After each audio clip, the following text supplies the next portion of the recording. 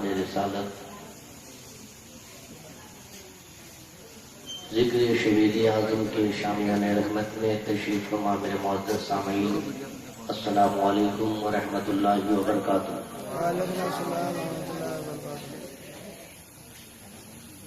الحمد للہ الذی فضل سیدنا و مولانا محمدا علی العالمین جميعا وأقامه يوم القيامة للمذنبين المتلوثين الخطائين الهالكين شفيعا، فصلى الله تعالى عليه وسلم وبارك عليه وعلى كل من هو محبوب ومرضي لديه صلاة تبقى وتدوم بدوام الملك الحي القيوم. أما بعد، أعوذ بالله من الشيطان الرجيم، بسم الله الرحمن الرحيم. ولا تحسبن الذين قتلوا في سبيل الله أموات بل أحياء عند ربهم يرزقون. صدق الله مولانا العظيم وصدق رسوله النبي الأمين المعين المتين الكريم، ونحن على ذلك من الشاهدين والشاكرين والحمد للہ رب العالمین. دشت بلا کو عرش کا زینہ بنا دیا. کہیے سبحان اللہ. حضرات، مجھے افسوس کے ساتھ کہنا پڑتا ہے کہ محفل پاک کی ابتدا میں ہمارے معزز حضرات خصوصیت کے ساتھ میرے نوجوان بھائی جو بڑی محنت و مشقت کے ساتھ محفل پاک کا انعقاد کرتے ہیں، جہاں بڑے بوڑھے لوگ ہمت ہار جاتے ہیں، ہمارے نوجوان بھائی وہاں حوصلہ دکھا کر کے، جذبہ دکھا کر محفل پاک سجا تو لیتے ہیں، مگر افسوس کے ساتھ کہنا ہے کہ جیسی ہی محفل پاک شباب پہ آتی ہے مجمع خالی ہونے لگتا ہے. حضرات، میں ان نوجوانوں سے گزارش کروں گا جو نوجوان بڑی محنت کے ساتھ، محبت کے ساتھ، لگن کے ساتھ آپ نے ذکر شہادت حسین کی محفل سجایا ہے، آپ اگر چاہتے ہیں کہ اس محفل کو کامیاب کر دیا جائے تو آپ کم سے کم محفل پاک میں آ کر کے جگہ لیجیے. ابھی ہمارے مداحان رسالت نعت پاک مصطفیٰ سنا رہے تھے، بڑی خوشی ہو رہی تھی کہ ہمارے نوجوان بھائی بڑی حوصلے اور محبت کے ساتھ سماعت فرما رہے تھے اور اپنے مداحان رسالت کو و تحسین سے مالا مال فرما رہے تھے. لیکن جب بات آئی امام عالی مقام کے مناقب و مراتب سماعت فرمانے کے، جب وقت آیا امام حسین کی شہادت کا ذکر سننے کا، جب وقت آیا مارکہ کربلا کو سمجھنے کا، جب وقت آیا تاریخ کربلا کو اپنے نگاہوں کے سامنے لانے کا، دل میں بسانے کا اور بارگاہ امام علی مقام میں خراج عقیدت پیش کرنے کا، تو میرے نوجوان بھائی مجمع سے اٹھ کر چلے گئے. یقیناً قابل مبارکباد ہیں وہ نوجوان جن جن لوگوں نے اس محفل پاک کو سجایا ہے. قابل مبارکباد ہے وہ تمامی حضرات جن جن لوگوں نے ذکر شہادت حسین کی محفل کو یہاں تک لایا ہے. اب میں آپ سے گزارش کروں گا کہ اگر آپ نے اس کا آغاز کر ہی دیا ہے تو اسے انجام تک بھی بحسن و خوبی پہنچانے کی کوشش کریں. جو حضرات چلے گئے ہیں اگر ضرورت سے فارغ ہو کر کے آ جائیں زیادہ بہتر ہوگا. دوسری بات یہ ہے کہ تھوڑا یہ کرسیاں جو ایسے خالی رہتی ہیں اچھا نہیں لگتا ہے. ہمارے نوجوان بھائی اگر آپ کو میری بات سمجھ میں آتی ہو تو آپ آگے آ کر کے بیٹھیے تو زیادہ بہتر ہے، بہت اچھا رہے گا. آگے کی کرسیاں خالی ہیں، آگے آ جائیے. ادھر اس سائڈ بھی بیٹھیے، سب لوگ ایک ہی سائڈ پر بیٹھے اور لوگ ادھر بھی آ کر کے بیٹھیے. جب ذکر شہادت حسین منانے والوں کی گنتی ہونے لگے، جب دیوان امام علی مقام کی جماعت قائم ہو جائے، اس جماعت میں صف اول میں آپ بھی نظر آئے، آپ کا چہرہ بھی نظر آئے، آپ بھی میدان محشر میں دیوان امام حسین کے صف میں صف اول میں نظر آئے، تاکہ اللہ تبارک و تعالی حسین پاک کے صدقے آپ کو بھی جنت کی نعمت عطا فرمائے. سبحان اللہ. بلند آواز سے بولیے سبحان اللہ. دشت بلا کو عرش کا زینہ بنا دیا، جنگل کو مصطفیٰ کا مدینہ بنا دیا۔ کہ تو سبحان اللہ۔ اگر واقعی حسین پاک کی محبت ہے دونوں ہاتھ کو اٹھا کر بولیے اور بلند آواز سے بولیے یا حسین۔ دشت بلا کو عرش کا زینہ بنا دیا، جنگل کو مصطفیٰ کا مدینہ بنا دیا، اور ہر ذرہ نجف کو نگینہ بنا دیا، ہر ذرہ نجف کو نگینہ بنا دیا۔ تو نے حسین مرنے کو جینا بنا دیا، تو نے حسین مرنے کو جینا بنا دیا۔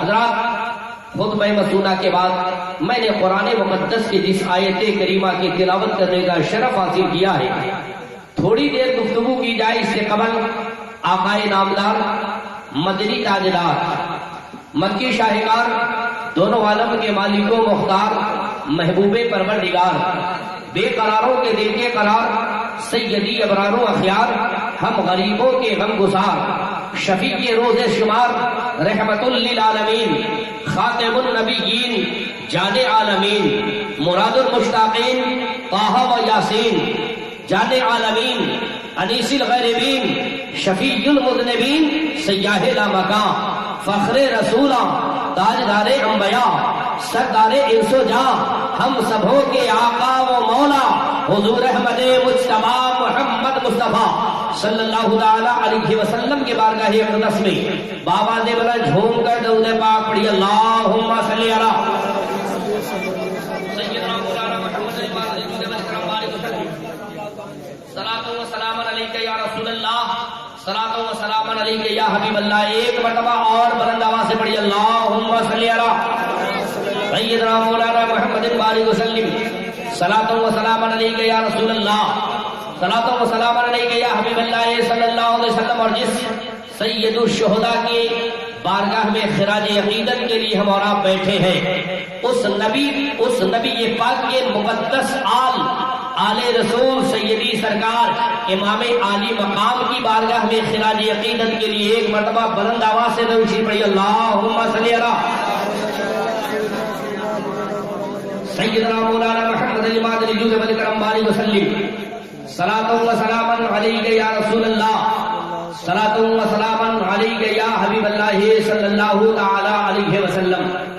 سرکار اعلی حضرت امام عشق و محبت، آقائے نعمت، دریائے رحمت، مجدد دین و ملت، ہند میں عشق رسالت کی علامت سیدی سرکار امام احمد رضا خان فاضل بریلوی علیہ رحمت و رضوان اپنے آقا مدنی کی مدحو سرائی فرماتے ہوئے ارشاد فرماتے ہیں، حبیبی یا رسول اللہ، سرور کہوں کہ مالی کو مولا کہوں تجھے۔ تو بلند آواز سے اپنے نبی کی محبت میں بولیے، سرور کہوں کہ مالی کو مولا کہوں تجھے، باغ خلیل کا گل زیبا کہوں تجھے، اور حبیبی یا رسول اللہ، تیرے تو بس عیب تنہی سے ہے بری، تیرے تو بس عیب تنہی سے ہے بری، حیران ہوں میرے شاہ میں کیا کیا کہوں تجھے، لیکن رضا نے ختم سخن اس پہ کر دیا، خالق کا بندہ خلق کا آقا کہوں تجھے، خالق کا بندہ خلق کا آقا کہوں تجھے۔ یہ کون احمد رضا ہے؟ یہ وہ امام احمد رضا ہے جنہوں نے بریلی کی ٹوٹی چٹائی پر بیٹھ کر عشق رسالت کا ایسا سمندر بہایا کہ جن جن دیوانوں نے اس محبت رسول کے سمندر میں غوطہ لگایا، ان کا سینہ عشق رسول کا مدینہ بنتا چلا گیا، ان کے سینے میں نبی کی محبت کا دیا چلتا چلا گیا، ان کا سینہ عشق رسول کا مدینہ ہوتا چلا گیا۔ کون امام احمد رضا؟ وہ امام احمد رضا جنہوں نے بریلی کی دھرتی پر بیٹھ کر عشق رسالت کا ایسا پرچم لہرایا ہے کہ جب تک سنیت باقی رہے گی، دیوانہ پکار پکار کر کہے گا واقعی رضا کی کو ہے، ہمارا رضا کا ہے، جس سمت میں کیے وہ علاقہ رضا کا۔ نعرہ تکبیر، نعرہ رسالت، مسجد اعلی حضرت ذکر شہدائے کربلا، نعرے تکبیر۔ وہ بریلی کے امام فرماتے ہیں میرے نبی کی شان یہ ہے کہ اللہ تبارک و تعالیٰ نے اپنے محبوب کو سب سے افضل و اعلیٰ، سب سے برتر و بالا، سب سے اونچی شان والا، سب سے اونچا مقام والا، سب سے اچھی رفعت والا، سب سے بہتر ذات اور سب سے اونچی شان والا اللہ نے اپنے نبی کو بنایا میرے مصطفیٰ کی طرح۔ نہ آج تک کوئی مائی کا لال آیا ہے، نہ ہی دنیا میں آنے پائے گا۔ تبھی تو بریلی کے امام فرماتے ہیں سب سے اعلیٰ وہ اولا ہمارا نبی، سب سے بالا وہ اعلیٰ ہمارا نبی، اپنے مولا کا پیارا ہمارا نبی، دونوں عالم کا دولہا ہمارا نبی، سارے اچھوں میں اچھا سمجھیے جسے ہے اس اچھے سے اچھا ہمارا نبی۔ اور کون دیتا ہے دینے کو منہ چاہیے، کون دیتا ہے دینے کو منہ چاہیے، ارے دینے والا ہے سچا ہمارا نبی، دینے والا ہے سچا ہمارا نبی۔ قربان جائیے مسلمانوں، اللہ کے رسول صلی اللہ تعالی علیہ وسلم کے جب مقام و مرتبے اتنے بلند و بالا ہے تو یقیناً نواز رسول کا بھی مقام و مرتبہ بہت ہی بلند و بالا ہوگا۔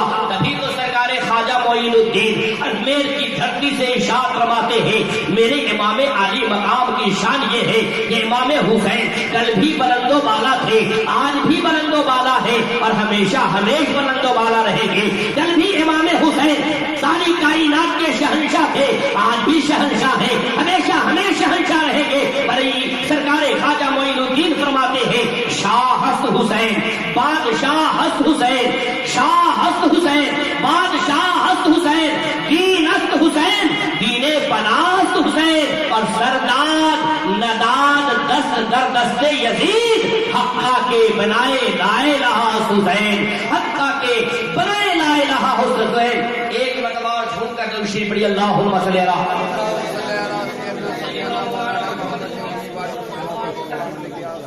صلاۃ و سلام علیک یا رسول اللہ،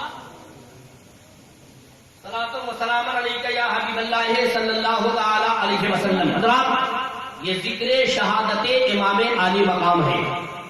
الحمدللہ آج ہم حسینیوں کو فخر محسوس ہوتا ہے کہ جب ہم امام عالی مقام کے ذکر کی محفل سجاتے ہیں۔ آج یہ تو تھوڑا ہمارے لیے افسوس کا مقام ہے کہ ہمارے سماج اور معاشرے کے اندر ایک عجیب سی خرافات زمانے دراز سے چلی آ رہی ہے۔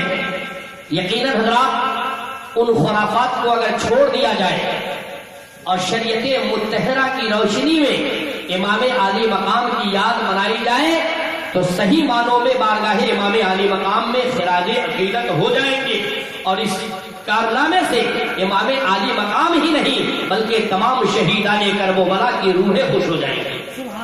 آج ہم اور آپ جو یہ محفل میلاد رسول اور ذکر شہادت امام حسین سجا کر امام عالی مقام کی بارگاہ میں خراج عقیدت پیش کر رہے ہیں، یقیناً یہی دیوان حسین کا طریقہ ہے، یہی عشاقان حسین کا طریقہ ہے، یہی شہیدان کربلا سے محبت کرنے کا انداز ہے، یہی شہیدان کربلا کے بارگاہ میں خراج عقیدت پیش کرنے کا شرعی اور بہترین طریقہ ہے، جس طریقے کو آج ہم اور آپ اپنا رہے ہیں۔ اللہ تبارک و تعالیٰ کی بارگاہ میں دعا ہے پروردگار عالم ہم تمامی مسلمانوں کو ان برے رسم و رواج کو چھوڑ کر اچھے رسم و رواج کو اپنانے کی توفیق رفیق عطا فرمائے، آمین ثم آمین بجاہ سید المرسلین۔ خطبہ مسورہ کے بعد میں نے قرآن مقدس کی آیت کریمہ تلاوت کیا، وَلَا تَحْسَبَنَّ الَّذِينَ قُتِلُوا فِي سَبِيلِ اللَّهِ أَمْوَاتٌ بَلْ أَحْيَاءٌ عِندَ رَبِّهِمْ يُرْزَقُونَ۔ اس آیت کریمہ کا مفہوم ملاحظہ فرمائیں۔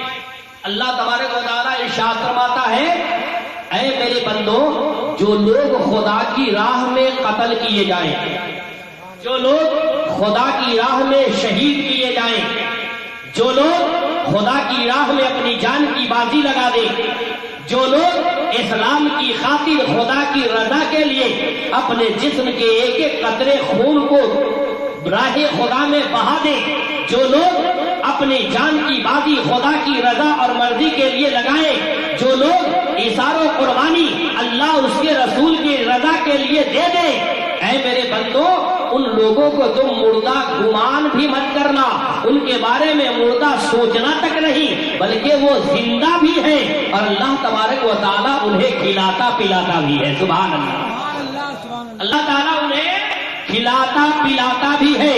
مسلمانوں آج کچھ لوگ ہیں معاذ اللہ ایسے لوگوں کو مردہ تسلیم کرتے ہیں, ایسے لوگوں کو کہتے ہیں کہ جن کے سر تن سے جدا ہو گئے آخر وہ زندہ کیسے رہیں گے, جن کے سر بدن سے الگ ہو گئے آخر وہ زندہ کیسے رہیں گے, جن کی روح ان کے قبضے انصری سے پرواز کر گئی آخر وہ زندہ کیسے رہیں گے, جن کی جان ختم ہو گئی آخر وہ زندہ کیسے رہیں گے. مسلمانوں غور فرماؤ, دیوان رسول ہے, دیوان امام علی مقام ہے, پکڑ کر اس کی کلائی کو کہتے ہیں نادان تجھے قرآن کے آیت کریمہ پہ بھروسہ نہیں ہے, نادان تجھے قرآن کے فرمان پہ یقین نہیں ہے, نادان تجھے خدا کے اعلان پہ یقین نہیں ہے, تمہیں معلوم نہیں یہ کسی عام انسان کا قول نہیں ہے, یہ کسی دنیا دار کا قول نہیں ہے بلکہ پروردگار کا قول ہے. اللہ ارشاد فرماتا ہے اے میرے بندو جو دنیا کے مال کے لیے کرتا ہے وہ مردہ کہا جاتا ہے, جو دنیا کی جائیداد کے لیے کرتا ہے وہ مردہ کہا جاتا ہے, جو اپنی اولاد کے لیے مرتا ہے وہ مردہ کہا جاتا ہے, جو اپنی پراپرٹی کے لیے مرتا ہے وہ مردہ کہا جاتا ہے, جو دنیا کے مال کے لیے اپنی جان کی قربانی پیش کرتا ہے وہ مردہ کہا جاتا ہے. لیکن جو دنیا کے مال کے لیے نہیں آمنہ کے لال کے لیے کرتا ہے وہی زندہ رہا کرتا ہے, وہی زندہ رہا. اللہ ارشاد فرماتا ہے جو خدا کی راہ میں قتل کیا جائے گا, خدا کی راہ میں قتل ہونا زندگی کی دلیل ہے. یقیناً کسی دیوانے نے کہا ہے زندہ ہو جاتے ہیں جو مرتے ہیں حق کے نام پر. سبحان اللہ, ارے بلند آواز سے بولیے, زندہ ہو جاتے ہیں جو مرتے ہیں حق کے نام پر. ارے مردہ دل بھی زندگی زندہ دلی کا نام ہے, زندگی زندہ دلی کا نام ہے. مردہ دل کیا خاک جیا کرتے ہیں. یقیناً حضرات جو لوگ اللہ کی راہ میں قتل ہوتے ہیں وہ کبھی مردہ نہیں ہوتے بلکہ ہمیشہ زندہ رہتے ہیں. معترض نے کہا امام علی مقام کی زندگی پہ اعتراض کرنے والے نے کہا شہیدان کربلا کے, شہیدان حنین کے, شہیدان بدر کے, شہیدان خیبر کے زندگی پہ اعتراض کرنے والوں نے اعتراض کیا کیسی باتیں کر رہے ہیں, جو انسان کٹ گیا آخر وہ زندہ کیسے رہے گا, جس کے جسم کے ٹکڑے ٹکڑے ہو گئے آخر وہ زندہ کیسے رہے گا, یا اس قرآن پاک کے دعوے کی کوئی دلیل بھی ہے. میں نے کہا ہاں نادان تجھے قرآن کی آیت کریمہ پہ اگر یقین نہیں ہے تو چلو قرآن پاک کی دعویٰ کی دلیل پیش کر رہا ہوں. کہا کہاں چلے, کہا چلو کربلا کی دھرتی پہ چلے, کہاں چلے, کہا خیبر کی دھرتی پہ چلے, کہاں چلے, چلو بدر کی دھرتی پہ چلے, کہاں چلے, احد کی دھرتی پہ چلے, کہاں چلے, چلو حنین کی دھرتی پہ چلے, کہاں چلے, کہاں چلو صفین کی دھرتی پہ چلے. پورے میدان کارزار میں ایک ایک شہیدان مجاہد دین اسلام اور شہیدان اسلام اس بات کو ثابت کرنے کے لیے تیار ہے کہ جو خدا کی راہ ہے وہ مردہ نہیں ہوتا بلکہ زندہ بھی رہتا ہے اور اللہ تعالیٰ انہیں رزق بھی دیتا ہے.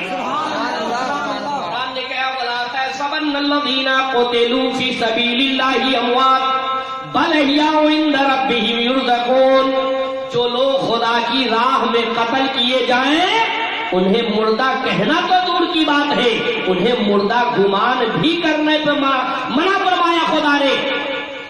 قرآن پاک کی اس دعوے کی دلیل کے لیے ہم نے اس نادان کی کلائی کو پکڑا اور کہا چلو کربلا کی دھرتی پر. قرآن پاک نے جو دعویٰ کیا ہے وہ کبھی غلط نہیں ہو سکتا. ایک عاشق رسول کا ایمان و عقیدہ ہے, ایک ایمان والے کا پختہ ایمان ہے کہ جو قرآن کہتا ہے وہ صحیح ہے. آسمان پھٹ سکتا ہے, زمین ریزہ ریزہ ہو سکتی ہے, آسمان کے چاند و سورج ٹوٹ سکتے ہیں, ستارے بکھر سکتے ہیں, کائنات کا نظارہ بدل سکتا ہے, کائنات کے نظارے اپنی جگہ سے دوسری جگہ جا سکتے ہیں. لیکن عاشق رسول کہتا ہے کہ ساری کائنات بدل سکتی ہے مگر خدا بندے قدوس کا فرمایا ہوا قول کبھی غلط نہیں ہو سکتا. قرآن کی بات کبھی غلط نہیں ہو سکتی. قرآن نے جو دعویٰ کیا ہے وہ 100% نہیں بلکہ 110% صحیح ہے کہ جو خدا کی راہ میں قتل ہوتا ہے وہ زندہ ہی ہے.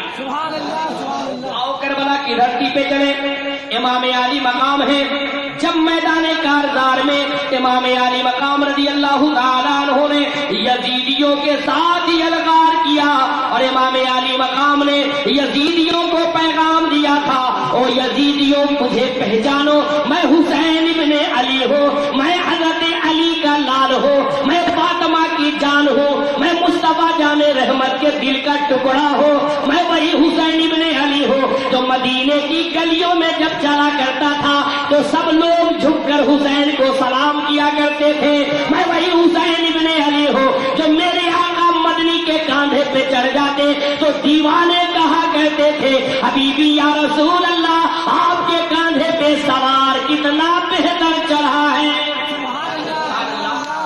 میں وہی حسین ہوں جسے میرے مصطفیٰ اپنے ہونٹوں سے چوما کرتے، اپنی آنکھوں سے لگایا کرتے، میں وہی حسین ابن علی ہوں جس کے سر پر مصطفیٰ جان رحمت کا امامہ ہے، جن کے ہاتھوں میں ذوالفقار حیدری ہے، میں جس گھوڑے پہ سوار ہوں یہ میرے امام علی میرے امام حضرت علی مرتضیٰ کا گھوڑا ہے۔ او یزیدیوں مجھے پہچانو، اگر واقعی تم نے آج بھی میرے خون سے باز آ گیا تو کل میدان محشر میں اپنے نانا جان کے سامنے تیری شفاعت کر کے تجھے جنت دلاؤں گا۔ امام علی مقام کربلا کی دھرتی پر جب آپ نے مکمل خطبہ دے دیا، پیغام دے دیا اور اس کے بعد کہا اب یزیدیوں اگر تم میں کسی کی ہمت ہو تو آؤ مجھ سے لڑو۔ مسلمانوں تاریخ کربلا ہے، ملاحظہ فرمائیے امام علی مقام رضی اللہ تعالی عنہ کے ساتھ جب جنگ چھڑی ہے امام علی مقام نے اپنے ذوالفقار حیدری کو جب لہرایا ہے، تلواریں جدھر کو چلتی تھی کشتوں کی پشتیں لگ جاتی تھی، جتنے یزیدی تلوار کے زد میں آتے تھے مولی اور گاجر کی طرح کٹتے ہوئے پھر نارے جہنم ہو کے چلے جاتے تھے۔ لیکن مسلمانوں ایک وقت آیا امام علی مقام رضی اللہ تعالیٰ عنہ کے جسم اطہر پر بے شمار زخموں کے نشان ہو گئے، تیروں تلواروں کی زخمیں لگی، طرح طرح کے نیزے لگے، تیر پیوست ہو گئے۔ جب امام علی مقام زخموں سے نڈھال ہو گئے تو امام علی مقام رضی اللہ تعالیٰ عنہ اپنے گھوڑے سے زمین پہ تشریف لے آئے۔ مسلمانوں آپ کہو کہ مولانا آخر امام علی مقام رضی اللہ تعالیٰ عنہ کو پروردگار عالم جب اتنا پیار فرماتا، نبی اعظم اتنا پیار فرماتے تو امام علی مقام کے ساتھ ایسا ہوا کیوں؟ کیا امام علی مقام کی مدد نبی پاک نے نہیں کی تھی؟ کیا امام علی مقام کی مدد حضرت علی مرتضیٰ نے نہیں کیا تھا؟ کیا امام علی مقام کی مدد اللہ تبارک و تعالیٰ نے نہیں فرمایا تھا؟ مسلمانوں نہیں، سب نے مدد کیا تھا مگر مشیت خداوندی ہی یہی تھی، خدا کی رضا ہی یہی تھی، مرضی مولا ہی یہی تھی۔ اللہ تبارک و تعالیٰ کی رضا پہ امام علی مقام نے لبیک کہا تھا، ورنہ حسین پاک کی بات تو بہت دور کی ہے۔ امام علی مقام کے خانوادے کا پروردہ ایک جوان علی اکبر کے اندر اللہ نے وہ طاقت و قوت عطا فرمایا تھا کہ امام علی اکبر اگر کہاں چاہے ہوتے تو سارے یزیدیوں کو جہنم میں پہنچا دیا ہوتا اور حضرت علی اکبر کا ایک بال بھی باقی نہیں ہوا ہوتا۔ لیکن امام علی مقام رضی اللہ تعالی عنہ کربلا کی دھرتی پر اپنی طاقت دکھانے نہیں گئے تھے، اپنا جوہر دکھانے نہیں گئے تھے، بلکہ امام علی مقام رضی اللہ تعالی عنہ صبر و تحمل کا امتحان دینے کے لیے گئے تھے، خدا سے کیے ہوئے وعدہ کو پورا کرنے گئے تھے، مشیت الہی پہ لبیک کرنے گئے تھے، ہم گنہگار امتیوں کو جہنم کی آگ سے نجات دلانے کے لیے کربلا کی دھرتی پہ قدم ڈالا تھا۔ الغرض ہمیں ابھی یہ واقعہ بتانا مقصود رہی، ہم آپ کو یہ بتانا چاہتے ہیں کہ جو خدا کی راہ میں کٹتا ہے وہ مردہ نہیں ہوتا بلکہ زندہ رہتا ہے۔ اس دعوے کی دلیل کربلا کی دھرتی پر امام حسین نے پیش کیا ہے۔ جب یزیدی کربلا کی دھرتی پر امام علی مقام پہ تینوں تلواروں کی بوچھاریں دیکھے، آپ کے سر مقدسہ کو آپ کے تن سے جدا کر دیا، آپ کو شہادت کا جام پلا دیا، تو امام علی مقام کے سر کو اپنے نیزے پہ ڈالا۔ کہاں ڈالا؟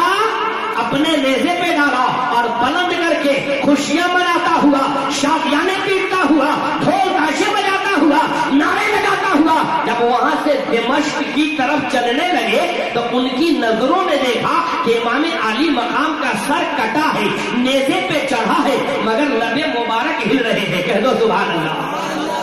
کے لب مبارک جنبش کر رہے ہیں، ان کی نگاہیں دیکھی تو دیکھ کر پھٹی کی پھٹی رہ گئی، حیرت زدہ ہو گئے، آخر بات کیا ہے؟ انسان کٹ گیا ہے، سر تن سے جدا ہو گیا ہے، جسم زمین پہ پڑا ہے، سر نیزے پہ چڑھا ہے، مگر لب مبارک ہل رہے ہیں، لب مبارک جنبش کر رہے ہیں، لب مبارک میں حرکت ہو رہی ہے، آخر بات کیا ہے؟ ان یزیدیوں نے جب آپ کے سر مقدسہ کو آپ اپنے کان کے قریب کیا تو ان کے کان میں آواز آئی کہ امام عالی مقام کا کٹا ہوا سر نیزے پہ چڑھ کر قرآن کی تلاوت کر کے اعلان کلمۃ الحق بلند بھی کر رہا ہے، دنیا والوں کو بتا بھی رہا ہے، اور دنیا والوں دیکھو جو قرآن نے دعویٰ کیا ہے کہ خدا کی راہ میں کٹنے والا مردہ نہیں ہوتا بلکہ زندہ رہتا ہے، قرآن کا وہ دعویٰ تھا، اور اس دعوے کی دلیل کربلا کی دھرتی پہ امام عالی مقام پیش کر رہے ہیں، نیزے پہ چڑھ کر قرآن کی تلاوت کر کے دنیا والوں کو بتا رہے ہیں کہ جو خدا کی راہ میں کٹتا ہے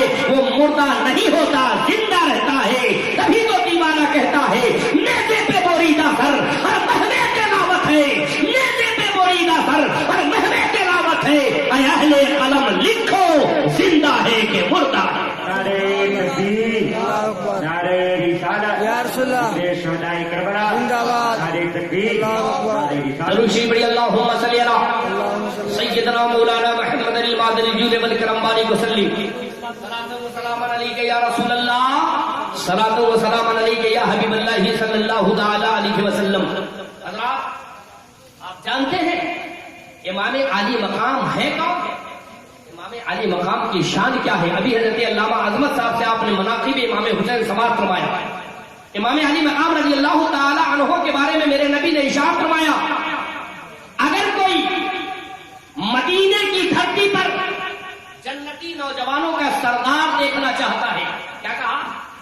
اگر کوئی مدینے کی دھرتی پر جنتی نوجوانوں کا سردار دیکھنا چاہتا ہے تو میرے فاطمہ کے لال امام حسین کو دیکھ لے۔ سبحان اللہ، وہ میرے فاطمہ کے لال امام حسین کو دیکھ لے۔ اور میرے آقا نے دوسری جگہ ارشاد فرمایا، الحسین منی وانا من الحسین، میں حسین سے ہوں، حسین مجھ سے ہے۔ سبحان اللہ، میں حسین سے ہوں، حسین مجھ سے ہے۔ کیا مطلب یہ ہے کہ جو میرے حسین سے محبت کرے گا گویا وہ مجھ سے محبت کرنے والا ہوگا، اور جو حسین سے دشمنی کرے گا وہ مجھ سے دشمنی کرنے والا ہوگا۔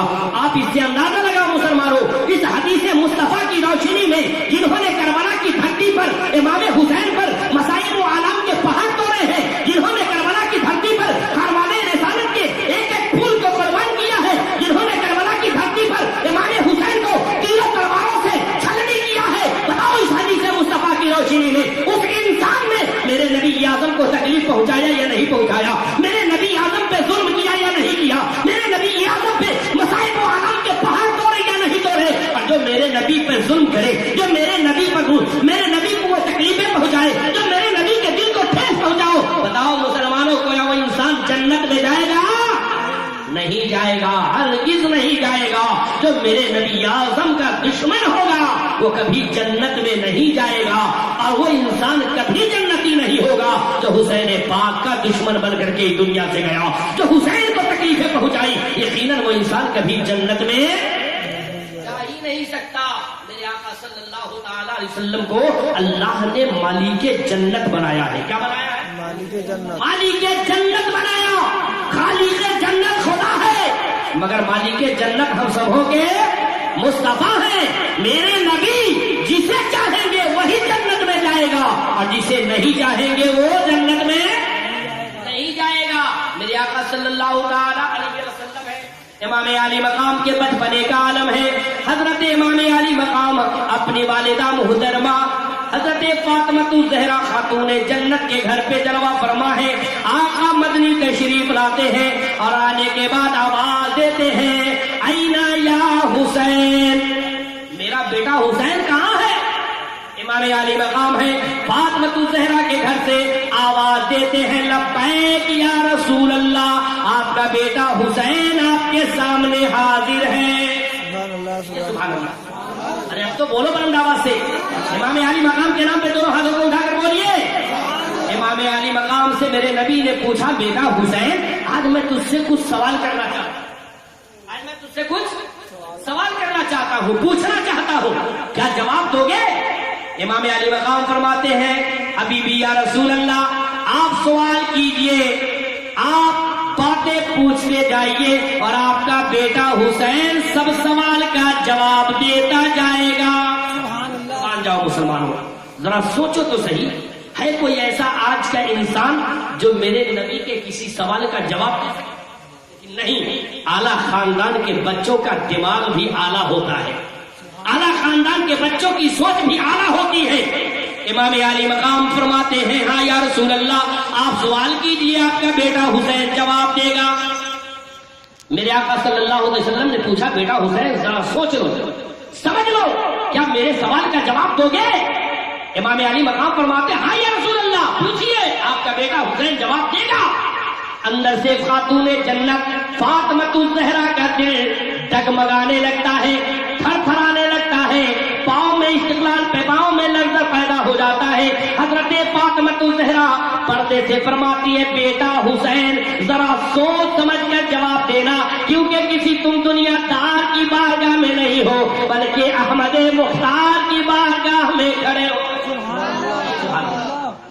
فاطمہ فرماتی بیٹا ذرا سنبھل کے جواب دینا، کیونکہ یہ وہ نبی کی اعظم ہے جن کی بارگاہ میں انسان تو انسان، فرشتوں کے تاجدار جبرائیل امین بھی آتے تھے تو ادب کے ساتھ آتے تھے۔ کہیں ایسا نہ ہو کہ جواب دینے میں تم کچھ غلط جواب دے جاؤ اور تیری زندگی کا سارا اعمال برباد ہو جائے، اس لیے بیٹا ذرا سوچ سمجھ کر جواب دینا۔ میرے نبی اعظم پوچھتے ہیں بیٹا سمجھ لیا، سوچ لیا؟ کہا یا رسول اللہ سوچ لیا۔ پوچھا جائے، نبی اعظم ہے، محبت میں قدم بڑھاتے ہیں، پوچھتے ہیں بیٹا ذرا بتاؤ تو صحیح کہ تم افضل ہو کہ تیرا نانا جان افضل ہے؟ میں اپنے بزرگوں سے کہوں گا کہ اس ننھے سے بچے کا جنہیں ہم اور آپ امام علی مقام کہہ رہے ہیں، جن کا مقام اتنا بلند و بالا ہو گیا ہے، ان کے بچپنے کا عالم ہے، چھوٹی سی عمر ہے۔ امام علی مقام سے میرے نبی نے کیا پوچھا؟ بیٹا حسین بتاؤ تم افضل ہو کہ تیرا نانا مصطفیٰ جان رحمت افضل ہے؟ آپ کیا جواب دیں گے؟ یہ نہیں کہیں گے کہ میرے نبی سے افضل کون ہو سکتا ہے، میرے نبی سے بہتر کون ہو سکتا ہے، میرے نبی سے اونچا مقام کس کا ہو سکتا ہے؟ ہر انسان اس سوال کا جواب یہی کہے گا کہ یا رسول اللہ ہم آپ سے افضل نہیں ہو سکتے، آپ سب سے افضل ہیں۔ بریلی کے امام نے فرمایا سب سے اعلیٰ وہ اولا ہمارا نبی، سب سے بالا وہ اعلیٰ ہمارا نبی، اپنے مولا کا پیارا ہمارا نبی، دونوں عالم کا دولہا ہمارا نبی۔ بریلی کے تاجدار فرماتے ہیں لیکن مدینے کی گلی ہے، فاطمہ الزہرا کے لال خاتون جنت کے دل کے ٹکڑے، جنتی نوجوانوں کے سردار بچپنے کے عالم میں ہیں۔ نبی اعظم پوچھتے ہیں بیٹا حسین بتاؤ تو ذرا صحیح کہ تو افضل ہے کہ تیرا نانا جان افضل ہے؟ امام علی مقام فرماتے یا رسول اللہ میں سوال کا جواب دیتا ہوں مگر فاطمہ الزہرا اندر سے ٹوک رہی ہے، بیٹا ذرا سنبھل کے جواب دینا، بڑا مشکل سوال ہے، بڑی کٹھن سوال ہے، اس سوال کا جواب دنیا کا کوئی مائکا لال نہیں دے سکتا، اس لیے بیٹا ذرا سنبھل کے جواب دینا۔ مصطفیٰ سے اوپر مصطفیٰ سے زیادہ فضیلت حاصل کرنے کی بات ہے، اے بیٹا ذرا سنبھل کر جواب دینا، کہیں ایسا نہ ہو کہ تیری زبان سے کوئی ایسا جواب نکلے جو میرے نبی اعظم کی شان میں گستاخانہ ہو جائے، اس لیے بیٹا ذرا سنبھل کے جواب دینا۔ مصطفیٰ پوچھتے ہیں بیٹا ذرا بتا دو، وضاحت کرو کہ تو افضل ہے کہ تیرا نانا جان افضل ہے؟ جواب ملاحظہ فرماؤ، امام الانبیاء کے نواسے تاجدار مدینہ کے دل کے ٹکڑے، حضرت علی شیر خدا کے دل کے ٹکڑے، حضرت فاطمہ الزہرا کی آنکھوں کے چین، امام علی مقام امام حسین جواب دیتے ہیں حبیبی یا رسول اللہ کچھ معاملوں میں آپ افضل ہیں اور کچھ معاملوں میں آپ کا بیٹا حسین افضل ہے۔ کہیے سبحان اللہ۔ امام حسین کی فضیلت کی بات ہے، یہ ذرا بول دو سبحان اللہ، دونوں ہاتھوں میں اٹھا کر کہیے حسین نے کیا فرمایا یا رسول اللہ کچھ معاملوں میں آپ افضل ہیں اور کچھ معاملوں میں آپ کا بیٹا حسین افضل ہے۔ امام علی مقام فرماتے یا رسول اللہ کچھ معاملوں میں آپ کا بیٹا حسین آپ سے افضل ہے۔ ہے کوئی ایسا جو اس کو ثابت کرے کہ حسین پاک نبی اعظم سے افضل کیسے ہو؟ امام الانبیاء ہے، खातमुन नबीयीन है, महबूबे परवरदिगार है, सारी कायनात के ताजदार है, मगर फिर भी इमाम अली मकाम फरमाते या रसूल अल्लाह कुछ मामलों में आपका बेटा हुसैन अफजल है। अल्लाह अल्लाह कुर्बान जाओ मुसलमानों। इमाम अली मकाम के जवाब पे आका मदनी मुस्कुराने लगते हैं, तबस्सुम फरमाते हैं और इरशाद फरमाते हैं बेटा हुसैन जरा वाज़ेह फरमा दो कि किस मामले में तू अफजल है और किस मामले में तेरा नाना जान अफजल है। इमाम अली मकाम का जवाब सुनिए, बचपने का आलम है, और जवाब सुनने के बाद मचल जाइए हुसैन पाक के जवाब पे। इमाम अली मकाम फरमाते या रसूल अल्लाह कुछ मामलों में आप अफजल, कुछ मामलों में आपका बेटा हुसैन अफजल। नबी ने पूछा किस मामले में तू अफजल और किस मामले में तेरे नाना जान अफजल। हुसैन फरमाते या रसूल अल्लाह नबूवत में आप अफजल, रिसालत में आप अफजल, इज्जत में आप अफजल, जाहो हशमत में आप अफजल, मकामो मर्तबे में आप अफजल, फजीलत में आप अफजल, इज्जत व वकार में आप अफजल, जाहो मर्तबा में आप अफजल। या रसूल अल्लाह इज्जत व नबूवत और रिसालत में आप अफजल है, मगर या रसूल अल्लाह हसब व नसब में आपका बेटा हुसैन अफजल है। नबूवत और रिसालत में आप अफजल हैं, मगर हसब व नसब में आपका बेटा हुसैन अफजल है। नबी ने पूछा बेटा जरा और वाज़ेह फरमा दो, तो इमाम अली मकाम फरमाते या रसूल अल्लाह आपके नाना जान इमामुल अंबिया नहीं है, मगर आपके बेटा हुसैन का नाना इमामुल अंबिया है। अब तो बोलो सुभान अल्लाह। अरे है कोई ऐसा हुसैन का दीवाना? जरा बुलंद आवाज से नारा लगा दो, बुलंद आवाज से नारा लगाओ। नारे तकबीर, नारे रिसालत, नारे रिसालत, खुदाए करबला। इमाम अली मकाम ने क्या जवाब दिया? या रसूल अल्लाह आपके नाना जान इमामुल अंबिया नहीं है, मगर हुसैन के नाना इमामुल अंबिया है। आपके वालिद मोहतरम शेरे खुदा नहीं है, मगर हुसैन के वालिद हजरत अली शेरे खुदा है। या रसूल अल्लाह आपकी माँ आपकी वालिदा खातून जन्नत की सरदार नहीं है, मगर हुसैन की माँ फातिमा खातून जन्नत की सरदार है। इसलिए या रसूल अल्लाह इज्जत व वकार में नबूवत और रिसालत में आप अफजल है, हसब व नसब में आपका बेटा हुसैन। मेरे नबी ने हुसैन पाक को गले लगाया और बोसा देकर चूम कर फरमाया बेटा हुसैन तूने मेरे नाम को बुलंद वाला फरमा दिया है। सुभान अल्लाह। ये है हुसैन पाक का मकाम व मर्तबा। यही वो हुसैन पाक है जिस हुसैन पाक पे करबला की धरती पर यजीदियों ने मसाइब अरब के पहाड़ तोड़े थे। यही वो हुसैन पाक है जिन पे करबला की धरती पर यजीदियों ने नहरे फुरात के पानी पे पहरा लगा दिया था। यही वो हुसैन पाक है जिनके खलवाने के एक एक फूल को करबला की धरती पर यजीदियों ने तरफा तरफा कर शहीद किया था। कुछ लोग कहते हैं माज़अल्लाह हुसैन पाक करबला की धरती पे मजबूर थे, आप लाचार थे, आप मजबूर हो चुके थे।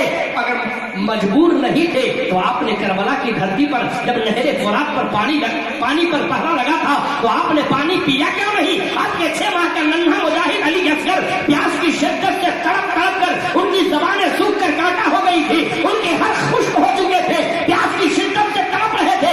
आखिर इमाम अली मकाम को कुदरत थी तो आपने नहरे फुरात का पानी को हासिल क्यों नहीं कर लिया? जाके पानी पिला क्यों नहीं लिया? मुसलमानों ऐसे इंसानों को जवाब दिया जाता है कम ज़र्फ तुम्हें मालूम नहीं है, हुसैन पाक का इख्तियार तुझे मालूम नहीं है, हुसैन पाक का मकाम तुझे मालूम नहीं है, हुसैन की शान तुझे मालूम नहीं है, हुसैन पाक की कुदरत और इख्तियार का तुझे अंदाजा नहीं है। अरे करबला की धरती पर मेरा हुसैन मजबूर नहीं था, बल्कि हुसैन पाक ने नहरे फुरात का पानी खुद कबूल ही नहीं किया था। इसलिए कि हुसैन जानते थे कि मेरे बेटा अली असगर को नहरे फुरात का पानी नहीं बल्कि मेरे आका तो इसे हौजे कौसर का जाम पिलाने वाला। इमाम अली मकाम ने नहरे फुरात का पानी कबूल ही नहीं किया। इमाम अली असगर ने नहरे फुरात का पानी पसंद ही नहीं किया, वरना नहरे फुरात की पानी की बात करते हो।